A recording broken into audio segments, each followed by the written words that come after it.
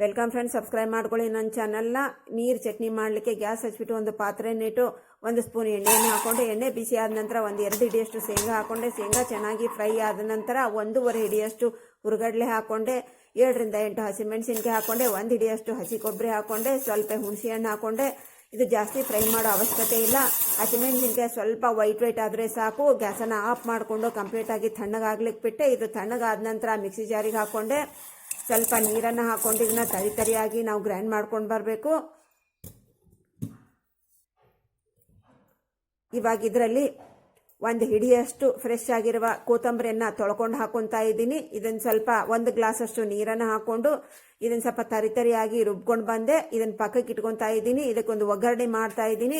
1 spoon ಎಣ್ಣೆನ ಬಿಸಿ ಮಾಡಿಕೊಂಡೆ. ಸಾಸಿವೆ, ಜೀರಿಗೆ, ಒಣ ಮೆಣಸಿನ್ಕಾಯಿ, ಕರಿಬೇವನ್ನ ಹಾಕ್ಕೊಂಡು ಒಗ್ಗರಣೆ ಮಾಡಿಕೊಂಡು ಅದರಲ್ಲಿ ಹಾಕಿ 1 ಗ್ಲಾಸ್ ನೀರನ್ನು ಹಾಕಿ ಮಿಕ್ಸ್ ಮಾಡಿದೆ. Chutney ready. Thanks for watching.